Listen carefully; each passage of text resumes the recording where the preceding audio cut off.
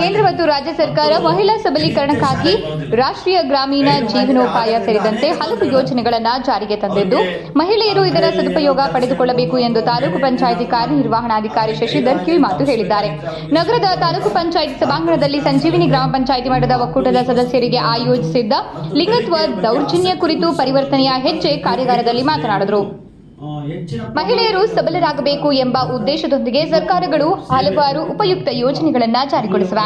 ಅದರಲ್ಲಿ ಪ್ರಮುಖವಾಗಿ ಸಂಜೀವಿನಿ ಯೋಜನೆ ಜಾರಿಯಾಗಿದ್ದು, ಗ್ರಾಮೀಣ ಪ್ರದೇಶದಲ್ಲಿರುವ ಬಡ ಮತ್ತು ಮಧ್ಯಮ ವರ್ಗದ ಕುಟುಂಬ ಸ್ವಸಹಾಯ ಸಂಘಗಳ ಸದಸ್ಯತ್ವ ಪಡೆದು ತಮ್ಮ ಜೀವನ ಮಟ್ಟವನ್ನು ಉತ್ತಮಪಡಿಸಿಕೊಂಡು ಆರ್ಥಿಕವಾಗಿ ಸುಧಾರಣೆ ಹೊಂದುವ ಜೊತೆಗೆ ಪುರುಷ ಪ್ರಧಾನ ಸಮಾಜದಲ್ಲಿ ಮಹಿಳೆಯರ ಮೇಲಿನ ದೌರ್ಜನ್ಯ ಅವಕಾಶಗಳಿಂದ ವಂಚಿತರಾಗುತ್ತಿರುವುದನ್ನು ಗಮನಿಸಿ ಸಂವಿಧಾನದ ಮುಖೇನ ಮಹಿಳೆಯರಿಗೂ ಅವಕಾಶ ಕಲ್ಪಿಸಿಕೊಡಲಾಗುತ್ತಿದೆ.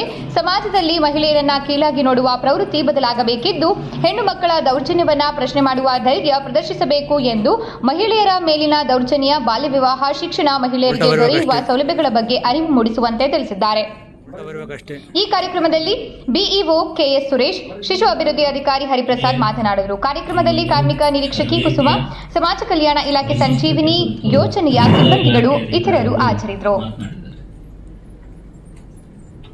ಇದು ಪರಿವರ್ತನೆ ಅಂತಕ್ಕಂಥದ್ದು ಒಂದು ಅಭಿಯಾನ, ಪರಿವರ್ತನೆ ಅಭಿಯಾನ. ಯಾರಿಗೋಸ್ಕರ, ಯಾರಲ್ಲಿ ಪರಿವರ್ತನೆ ತರಬೇಕು ಅಂತಕ್ಕಂಥದ್ದು ನಾವೆಲ್ಲರೂ ಕೂಡ ಅರ್ಥ ಮಾಡ್ಕೋಬೇಕು.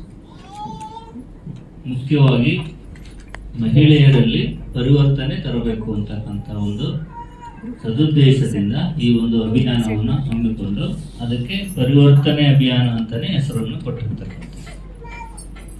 ತಾವೆಲ್ಲರೂ ಹೆಣ್ಣು ಮಕ್ಕಳಿದ್ದೀರಿ, ನಿಮಗೆ ಯಾಕೆ ತರಬೇತಿ ಕೊಡಬೇಕು, ನಿಮ್ಮಿಂದನೇ ಏನು ಸಾಧ್ಯ ಅಂತಕ್ಕಂಥದ್ದನ್ನ ಸರ್ಕಾರಗಳು ಅರ್ಥ ಮಾಡಿಕೊಂಡು ನಿಮಗೆ ಜವಾಬ್ದಾರಿಯನ್ನು ನೀಡಿರ್ತಕ್ಕಂಥದ್ದು.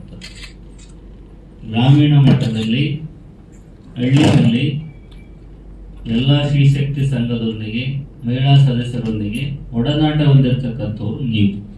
ಹಾಗಾಗಿ ಆ ಮಹಿಳೆಯರಲ್ಲಿ ಏನೆಲ್ಲ ಸಮಸ್ಯೆಗಳಿದೆ, ಸಂವಿಧಾನಬದ್ಧವಾಗಿ ಆ ಮಹಿಳೆಯರಿಗೆ ಏನೆಲ್ಲ ಹಕ್ಕುಗಳಿದೆ, ಸರ್ಕಾರದಿಂದ ಅವರಿಗೆ ಏನೆಲ್ಲ ಸವಲತ್ತುಗಳು ಇದೆ, ಆ ಎಲ್ಲ ಮಾಹಿತಿಯನ್ನು ನಿಮ್ಮಿಂದ ಅವರಿಗೆ ತಲುಪಿಸಬೇಕು ಅಂತಕ್ಕಂಥ ಒಂದು ಉದ್ದೇಶ.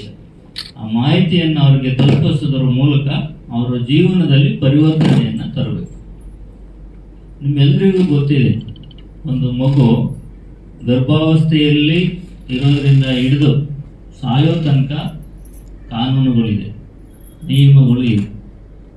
ಒಂದು ಹೆಣ್ಣು ಗರ್ಭಾವಸ್ಥೆ ಧರಿಸಿದ ನಂತರ ಅದು ಗರ್ಭದಲ್ಲಿ